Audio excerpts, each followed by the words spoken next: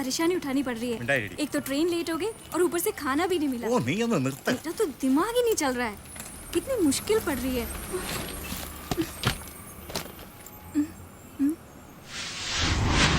अंदर कोई नहीं है। आदमी है, सोता है।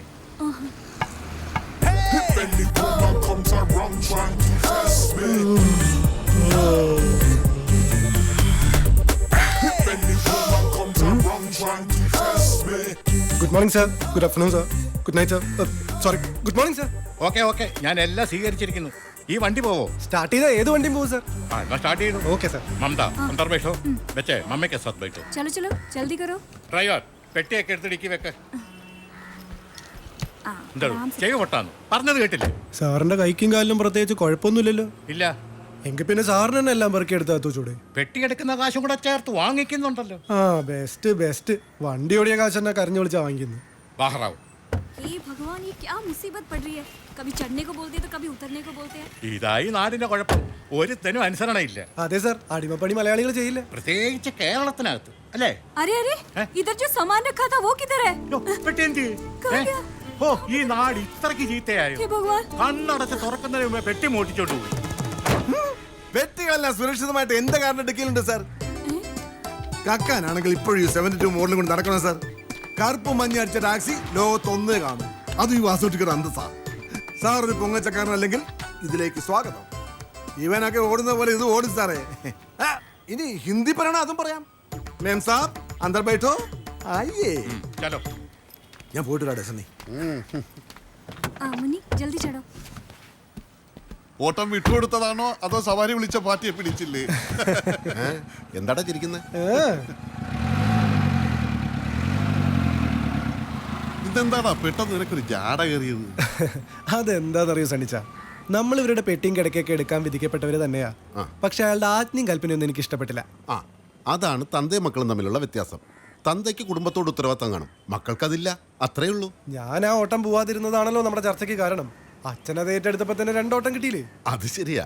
വാസുട്ടിയണ്ണൻ ഇപ്പൊ വരും, വണ്ടി നിന്നൊന്നും പറഞ്ഞു. ബാക്കി ഇവൻ ഓടാല്ലോ. ആ പറഞ്ഞത് വാസൂട്ടിയണ്ണ ഓട്ടം തുടങ്ങിയല്ലോ.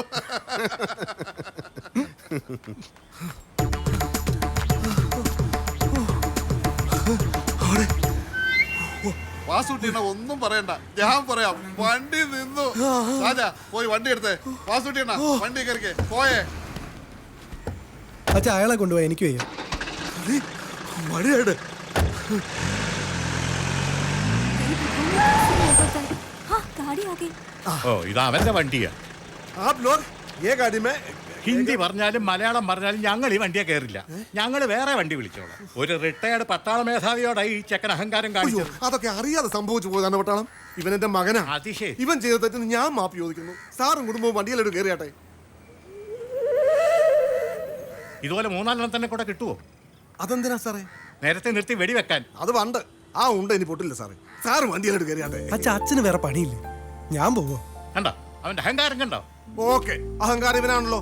വണ്ടിക്കല്ലോ. വണ്ടി താനും ഓടിക്കോ? അപ്പൊ നിന്നാ പോരാ, കുഴിയുണ്ടോ? ആ ലോഗ് ഗാഡി മേ ബൈഠോ. ഓ ഇപ്പൊ ഹിന്ദി നന്നായിട്ട് വരുന്നു. മോനെ ഒന്നിറങ്ങി. ഞാൻ ചില സമയം നിന്റെ അനിയനാകും, ചേട്ടനാകും, കൂട്ടുകാരനാകും. വളരെ കുറച്ച് സമയം അച്ഛനാകും. ഇപ്പൊ അച്ഛനാ, മുൻകോപിയായ അച്ഛൻ. താക്കോൽ ഇവിടുന്ന്. अब मैं इस गाड़ी से उतरने वाली नहीं हूँ. जल्दी चढ़ो. ആ പെട്ടിയിലെടുത്ത് ഡിക്കി വെക്കടാ.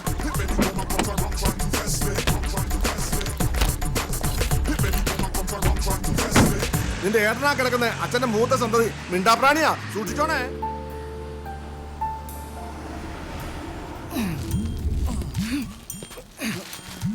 ഒന്നാഞ്ഞു തള്ളു.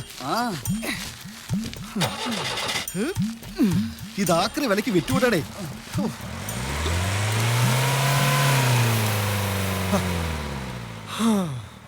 താങ്ക് യു ചേട്ടാ.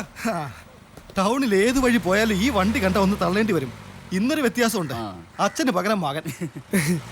ഇത് കൊണ്ട് കളയാൻ പറഞ്ഞ അച്ഛൻ കേൾക്കില്ല. നാട്ടുകാർ എന്നോട് നിന്നെ കൊണ്ട് കളയാൻ പറഞ്ഞാൽ ഞാൻ കേക്കോടാ എന്നാ അച്ഛൻ ചോദിക്കുന്നു. ശരി ഞങ്ങൾ പോയി ഈ 2 ബുൾസേ അടിക്കട്ടെ. ഓ ശരി ചേട്ടാ.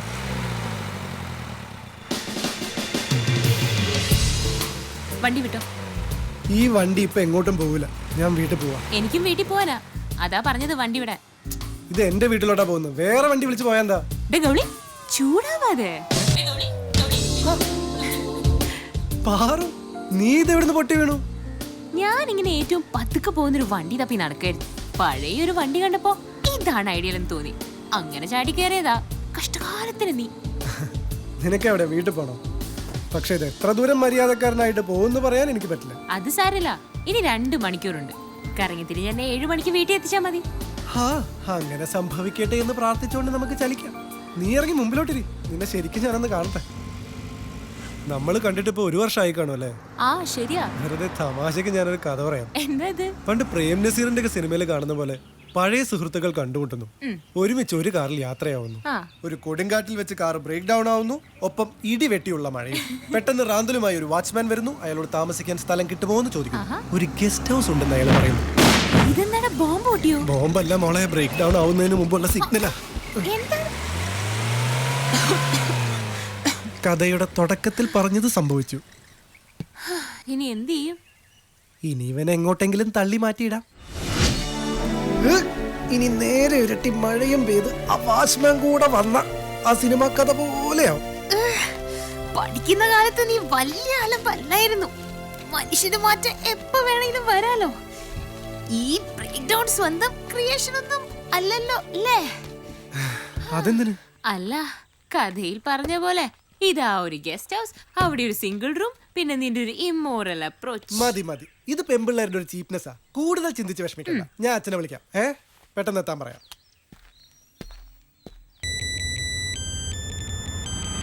എന്താ മോനെ, നിന്റെ ഏട്ടനെ കൊണ്ട് നീ വീട്ടിലെത്തിയോ? അല്ല, ഒരു കാട്ടിലാ എത്തിയത്. അച്ഛനത് എവിടെയാ? പെട്ടെന്ന് വാ.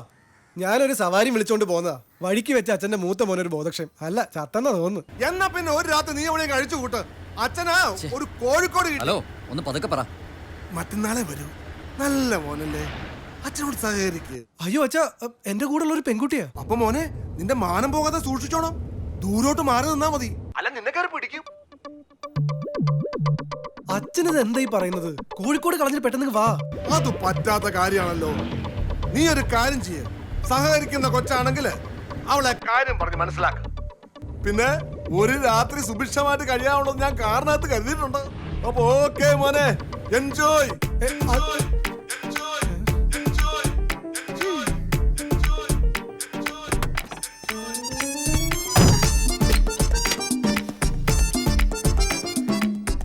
രണ്ടുപേർക്കും കൂടി പൊതച്ച് കിടക്കാനെന്നായിരിക്കും അച്ഛൻ ഉദ്ദേശിച്ചിട്ടുണ്ടാവുക.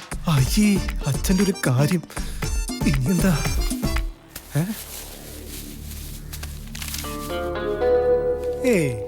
ഇതായിരിക്കില്ല. എങ്കിൽ ഞാൻ അച്ഛനെ വെറുക്കും.